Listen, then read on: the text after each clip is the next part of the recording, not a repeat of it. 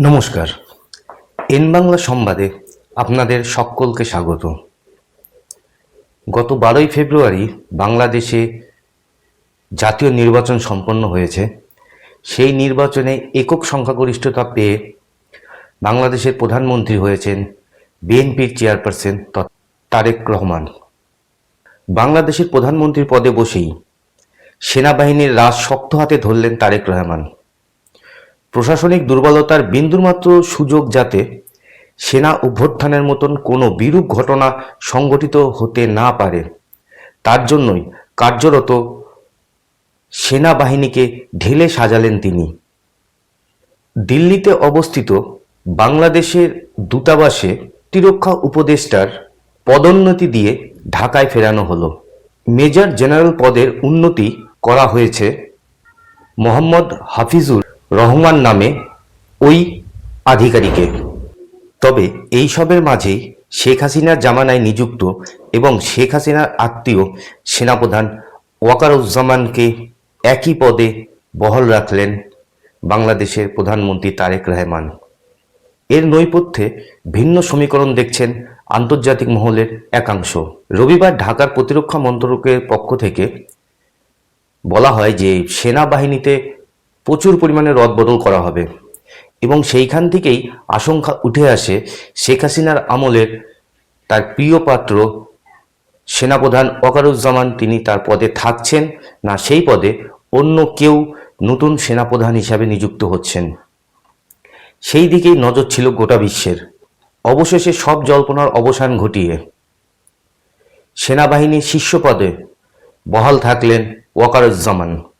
এই ওয়াকারুজ্জামানকে এর সম্পর্কে বিস্তারিত জানতে গিয়ে দেখা গেছে ওয়াকারুজ্জামান হল বাংলাদেশের প্রাক্তন প্রধানমন্ত্রী শেখ হাসিনার পিস্তুতি বোনের জামাই।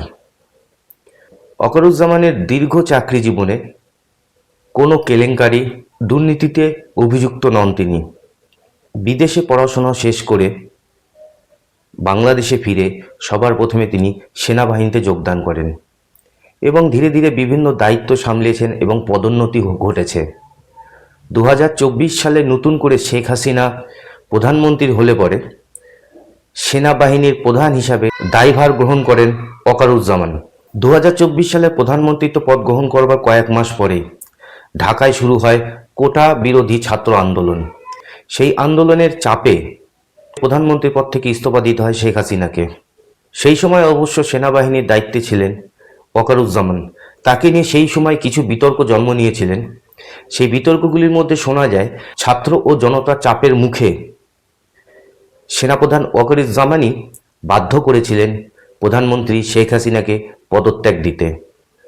আশঙ্কা ছিল যদি সেই সময় শেখ হাসিনা প্রধানমন্ত্রীর পদ থেকে ইস্তফা না দেন তাহলে পরে বাংলাদেশে একটি সেনা অভ্যুত্থান হওয়ারও সম্ভাবনা ছিল। এছাড়াও গণ আন্দোলনে ছাত্রদের উপর গুলি চালানোর বিষয় নিয়েও শেখ হাসিনার উপর চাপ সৃষ্টি করেছিলেন এই সাবেক জেনারেল ওয়াকারুজ্জামান এবং তারই কথা মেনে অবশেষে প্রধানমন্ত্রীর পদ থেকে পদত্যাগ করে দিল্লি চলে আসেন সেই সময়কার প্রাক্তন প্রধানমন্ত্রী শেখ হাসিনা। 24শে ছাত্র আন্দোলনের সময় সেনাবাহিনীর উপর অভিযোগ ওঠে যে তারা ছাত্রদের উপর নির্বিচারে গুলি চালায়। এক সাংবাদিক সাক্ষাৎকারে সেনাপ্রধান ওয়াকারুজ্জামান নিজে সম্পূর্ণভাবে অস্বীকার করে যে ছাত্র আন্দোলন দমনের জন্য ছাত্রদের উপর কোনোভাবেই গুলি চালায়নি সেনাবাহিনী। কিন্তু সেটা নিয়েও নানান বিতর্ক সৃষ্টি হয়েছে, নানান বিতর্কের মুখে পড়তে হয়েছে বাংলাদেশের সেনাপ্রধান ওয়াকারুজ্জামানকে। এইসবের পর বাংলাদেশে পট পরিবর্তন হয়। আন্দোলনকারী ছাত্র সংগঠনের অনুরোধে প্যারিস থেকে এসে হাসিনাবিহীন বাংলাদেশের অন্তর্বর্তী সরকারের প্রধান উপদেষ্টা পদে বসেন নোবেলজয়ী মোহাম্মদ ইউনূস। তখনও সেনাপ্রধান ছিলেন ওয়াকারুজ্জামান। এরপরে বাংলাদেশে সদ্য সমাপ্ত নির্বাচনে ক্ষমতায় আসেন বিএনপি।